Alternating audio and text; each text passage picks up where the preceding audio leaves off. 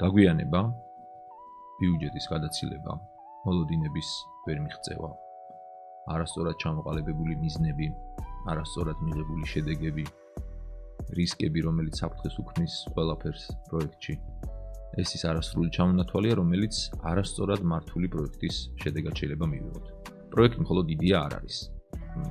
რაც არ უნდა მაგარი იდეა გქონდეს, რაც არ უნდა კარგი საფუძველი იყოს დაწყების ამა თუ იმ საქმის, თუ არასწორად, არამეთოდურად, კაფეო მეთოდოლოგიის გარეშე მართეთ, ძალიან ბევრი პრობლემა შეიძლება შეგექმნას და რაც მთავარია, საბოლოო ჯამში საერთოდ ვერ მივიღოთ შედეგი, ან ისეთი შედეგი მივიღოთ, რომელიც დამკვეთის მოლოდინებთან აცდენილია.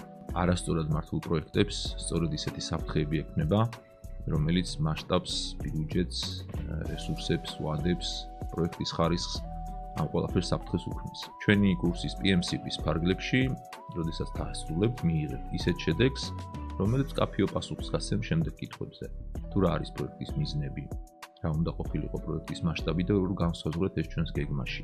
როგორი რისკები შეიძლება იყოს პროექტში და როგორ მართოთ იმისთვის ეს რისკები, რომ საბოლოო ჯამში ნაკლები აცდენა გქონდეს ვადებზე, ბიუჯეტზე, ხარისხზე და სხვა კომპონენტებზე. როგორ უნდა გავწეროთ დროში გეგმა ისე, რომ დროითი დანაკარგები ცოტა გქონდეს. როგორ უნდა მართოთ პროექტის საბოლოო პროდუქტის ხარისხი, პროექტის მთელი მიმდინარეობისას, იმისთვის, რომ საბოლოო ჯამში ის პროდუქტი მიიღოთ იმ ხარისხით, რაც დამკვეთს უნდოდა.